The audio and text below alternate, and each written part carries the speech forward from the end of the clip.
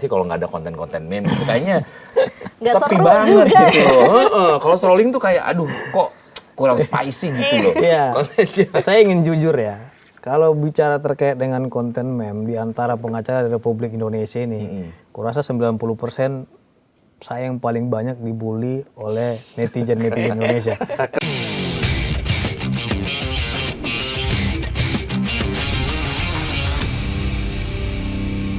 Terkait dengan institusi negara yang menyeimbangkan antara perlindungan marwah pejabat dan kebebasan berekspresi masyarakat. Menurut Bang Pitra, bagaimana mengenai ini? Marwah dan kebebasan berekspresi itu telah tertuang di dalam Undang-Undang Dasar 1945. Di dalam Undang-Undang Dasar 45 menjelaskan bahwasannya kebebasan berekspresi, berpendapat, ya, berpenghidupan yang layak itu dijamin oleh undang-undang dan konstitusi kita.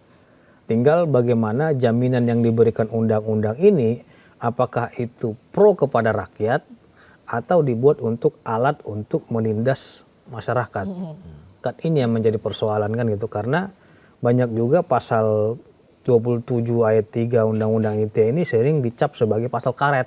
Iya. Kita nggak suka nih nama dia nih, laporin dengan pasal itu gitu kan. Kita nggak suka nih, oh pencemaran nama baik nih gitu. Harusnya diberikan aturan-aturan yang lebih jelas lagi untuk klasifikasi seseorang itu bisa dijadikan sebagai pelaku kejahatan 27 ayat 3 pencemaran nama baik dengan melalui fase-fase yang sudah dilalui, contohnya peringatan dulu kan gitu, dikasihkan dulu restoratif justice. Nah ini kan kasus-kasus yang sudah pernah terjadi, kita lihat laporin langsung tangkep. Nah, pemindahan ini menurut Abang efektif nggak sih? Malah akhirnya kan orang-orang ini pada dipenjara gara-gara pencemaran nama baik dan fitnah dan lain-lain gitu. Tapi akhirnya juga overkapasitas di penjara ini gara-gara masalah-masalah seperti ini. Kemarin yang sempat ramai juga pembuat mie Bahlil di penjara kan juga itu kan juga sempat rame nih. Ya, karena Bahlil ini terlalu seksi untuk dibahas, makanya dia selalu dibuat dan pendukung-pendukungnya selalu marah kan gitu. Nah, persoalannya adalah kalau memang seseorang itu dilaporkan dengan pasal Undang-Undang ITE, muncul suatu pertanyaan yang memang menjadi PR bagi kita semua. Kalau memang itu tidak digunakan untuk menghukum seorang, bagaimana hak-hak korban untuk mendapatkan perlindungan hukum? Karena nggak semuanya juga kan masyarakat itu yang yang memang digunakan untuk alat politik. Tapi juga memang ada tujuannya memang karena bukan untuk kepentingan politik. Seperti pribadi kita, contohnya kita lihat kasus Yaimim ya, yang di Malang itu antara tetangga dengan tetangga ribut sampai viral di medsos dan lain-lainnya. Sampai sekarang nggak selesai, masih ribut-ribut terus. Karena apa? Karena memang mereka mengetahui kalau seumpamanya mereka melakukan penghinaan di media sosial, mereka bisa dilaporin. Nah, akhirnya tidak ada penyelesaian. Makanya dari itu hadirnya Undang-Undang ITE pasal 27 itu untuk mengakhiri pertikaian di antara masyarakat. Kalau tidak ada pengaturan itu, kita tiap hari saling menghina dan saling menjelek-jelekan dan saling mencemarkan. Nggak ada undang-undangnya kok. Terakhir kita bunuh-bunuhan. Itu dibuat Undang-Undang ITE untuk mengatur masyarakat.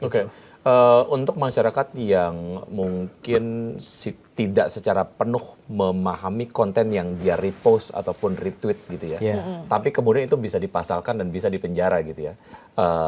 Dengan kondisi yang seperti itu, kena kasus hukum, lalu memang dia kemudian menjadi masyarakat yang sebetulnya dapat mendapatkan perlindungan hukum lah ya. Terkait dengan kasus-kasus ini, dari poin of view masyarakat yang mengalami kurang lebih situasinya seperti itulah.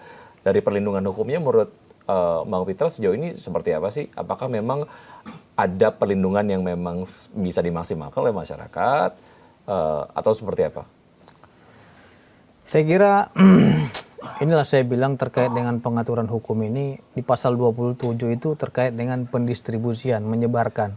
Walaupun seumpamanya kita tidak tahu, oh itu ternyata palsu ya, tapi kita sudah sebarkan, kita bisa diminta pertanggungjawaban itu. Makanya melekat sebelum kita repost itu, kita memang harus objektif terlebih dahulu, filter dulu, benar-benar. Jangan kita terlalu sembarangan menyebarkan, men-share, karena itu bisa dimintai pertanggungjawabannya walaupun kita tidak tahu itu asli atau palsu. Ketika Sumbernya repost dari dianggap mana? tahu gitu ya. Dianggap tahu, dan itu memang hukum kita, karena mengatur terkait dan menyebarluaskan terkait dengan yang muatan pencemaran nama baik, penghinaan, penyebaran berita bohong, berita palsu juga disebarkan, kena juga kita. Makanya kan setiap konten itu kan harus dicari dulu nih kebenarannya.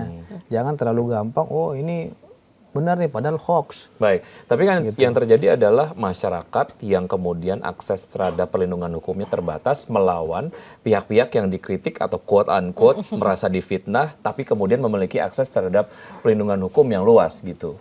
Nah, Anda melihat apa namanya kedua pihak ini berinteraksi satu sama lain itu sudah fair atau belum sih gitu? Kalau kita berbicara hukumnya itu, kalau masalah fair atau tidaknya itu kembali kepada soal korban. akses terhadap perlindungan hukumnya. Ya, karena gimana? Saya bilang karena ini pasal penghinaan, pencemaran nama baik, fitnah itu adalah delik aduan. Kenapa delik aduan? Kalau korban menganggap walaupun disebarkan si A, B, C, D, tapi dia hanya menganggap si A saja yang merasa dirugikan dia, berarti si A yang harus minta pertanggungjawaban pidana. Walaupun B, C, D, E, dan G-nya itu ikut menyebarkan. Tergantung aduan daripada si korban ini, bukan delik biasa. Nah, kalau delik aduan berarti kan si korban sendiri yang mengalami. Apakah memang si A ini beruntutan menyebarkan berkali-kali dan lain-lainnya. Disitulah bentuk daripada subjektivitas yang dimiliki oleh korban tadi ataupun pelapor. Jadi nggak ujuk-ujuk dilaporkan semuanya, dan polisi juga harus memfilter itu. Gitu. Iya. Tadi kan Abang juga sempat bilang ini harusnya ada klasifikasi nih untuk pelaku-pelaku seperti itu. Nah, gimana sih caranya untuk menentukan gitu? Ini kan kadang suka ada konten-konten satir politik yang sebetulnya menyasar orang-orang tertentu, tapi juga kadang bisa kita bedakan juga dengan informasi yang memang merusak reputasi orang tersebut gitu. Nah, ini gimana? Batasnya apa nih, Bang? Yang pertama kita harus, karena memang kasus pencemaran nama baik itu dia tidak bersifat retroaktif ya, berlaku surut, tapi dia dilihat berdasarkan perbuatannya. Apakah perbuatan dia ini berulang-ulang ya, sehingga kita bisa melihat niat jahat daripada si pelaku. Dalam pidana itu sering disebut mens rea. Tapi kalau memang dia itu hanya sekali, saya kira itu bukan pencemaran nama baik, bukan penghinaan. Karena kan hanya sekali. Tapi kalau memang dia sudah berulang-ulang, berarti kan ada suatu motivasi dia, ini tidak suka sama orang ini kan gitu. Sehingga foto dia, wajah dia dirubah, dia sampai dia edit dia berkali-kali tiap hari itu aja yang gitu kan. Orang juga kan merasa terusik juga. Dan orang juga kan nggak mungkin melaporkan, ujuk-ujuk dilaporkan dia kalau memang tidak diusik kehidupan pribadinya. Itulah privasi yang diberikan negara kepada setiap warga negara untuk melindungi itu, Bang. Ya. Kalau memang itu tidak ada, ini bakal kacau ini. Sedangkan putusan Mahkamah Konstitusi aja yang mengatur terkait dengan kegaduhan di media sosial bukan pidana, ini sekarang udah rame seperti ini. Iya.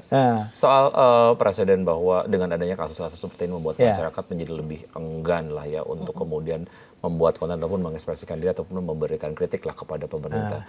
Artinya kan secara saya nggak bisa bayangin deh kalau platform sosial media itu sudah tidak ada lagi konten-konten yang mengkritik ataupun mungkin menyentil ataupun mungkin men-trigger critical thinking kita. Karena menurut saya sih punya critical thinking itu sangat perlu dan harus dipelihara gitu.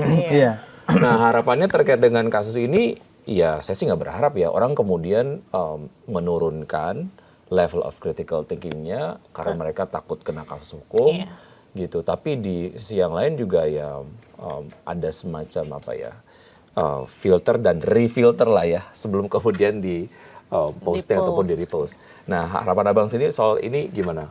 Kebayang nggak sih kalau nggak ada konten-konten meme gitu? Kayaknya sepi banget juga. Gitu loh. Kalau scrolling tuh kayak aduh kok kurang spicy gitu loh. Saya ingin jujur ya. Kalau bicara terkait dengan konten meme di antara pengacara di Republik Indonesia ini, kurasa 90% saya yang paling banyak dibully oleh netizen-netizen Indonesia. Mulai dari kasus Kiflan Zen, ya, kasus Makar dulu kan gitu, kasusnya Pina Cirebon, ya, dulu kan Pina Cirebon kan sampai kita muka kita mohon maaf dibikin muka-muka binatang di situ kan gitu. Nah, dibuat joget-joget dan lain-lain. Tapi setidaknya makin bikin gondang, Bang. Iya, makanya saya bilang di antara ribuan pengacara 90% paling banyak dibully ya saya. Karena saya lihat di TikTok itu semua tentang saya semua Mukanya gitu. semua. Tapi Bang sempat berharap nggak sih muka gue dibikinin meme dong supaya gue viral dan juga kondang gitu. Bukan, itu menurut saya lucu aja. Iya, Dan saya nggak pernah laporin mereka. Karena kalau sifatnya hanya lucu-lucuan, saya sih no problem ya. Tapi kalau memang dia sudah buat isu hoax ya, Dan isu, merugikan iya, abang dan juga. merugikan reputasi, seperti saya dinarasikan ditangkap dan di lain-lain kan gitu, itu kan sudah nggak baik. Tapi kalau memang dia dibuat joget-joget, ya kan kita nggak ada masalah juga kan gitu. Atau dibikin lucu-lucuan nggak ada masalah. Saya nggak ada problem itu. Tapi kalau memang dia sudah membuatnya tidak benar, memanipulasi data, mengubah dokumen elektronik dan mencemarkan nama baik, khususnya merusak reputasi orang. Nah, itu baru diminta pertanggungjawaban. Akan kita uji itu kan gitu. Kalau saya kira untuk perdebatan-perdebatan manapun, saya juga nggak pernah mau laporin orang. Sebanyak apapun meme-meme ke saya yang dibuat dibully dan lain-lain itu tidak pernah saya tanggapi. Saya cuma ngabisin ketawa-ketawa energi juga. juga sebenarnya ya. Saya sebenarnya orang nganggap saya ini emosi gitu. Saya lihatnya kadang di rumah ketawa-ketawa. Apalagi istri saya bilang tuh ada foto lu tuh, video lu joget-joget gitu. Biarin aja saya bilang gitu. Jadi simpel itu aja. Oke, nah kalau misalnya menurut Bang Fitra juga, kebijakan atau pendekatan apa sih Bang yang ideal agar pemberantasan fitnah itu juga tetap tegas, tapi ruang kritik ini juga tetap terjaga nih Bang? Betul. Win-winnya lah Iya. ya. Ya. Win-winnya itu yang pertama, restoratif justice itu adalah yang utama. Jadi ada namanya itu, pertama itu teguran itu bukan hanya dari pelapor ataupun korban, tapi saya kira dari Komdiji maupun dari cyber Polri sebelum ini masuk kepada laporan polisi. Karena peringatan pertama kepada orang-orang yang memang belum sadar itu merupakan suatu perlindungan kepada pelapor maupun calon terlapor. Sebelum dia dilaporkan kan kasih kesempatan dulu, contoh ini polisi dari sibernya itu memperingatkan ini konten saudara ini telah masuk kategori pencemaran nama baik, tolong ini agar diselesaikan. Apabila nggak selesaikan dipertemukanlah mereka kan gitu. Nah saya kira ini semua selesai. Ya kan, kalau memang pencegahan preemptif yang dilakukan seperti itu, saya kira media sosial kita akan sehat. Nah karena apa? Karena selain media sosial kita sehat, kita memberikan edukasi kepada orang yang memang awam hukum. Karena kan kebanyakan orang menyebarkan, membuat meme ini kan karena awam hukum, dia nggak ngerti, dia bikin aja pokoknya lucu-lucuan, viewer dia bertambah, terus yang like juga banyak, komen juga banyak, dia senang nih, ya kan? Terus dapat penghasilan dari TikTok kan gitu. Oh rupanya cuan juga nih katanya, tapi dia nggak tahu itu pelanggaran pidana. Makanya saya bilang terlebih dahulu dikasihkanlah peringatan kepada mereka yang memang diduga melakukan pelanggaran pencemaran nama baik ITE ataupun penghinaan sebelum laporan polisi dilakukan oleh korban ataupun pelapor.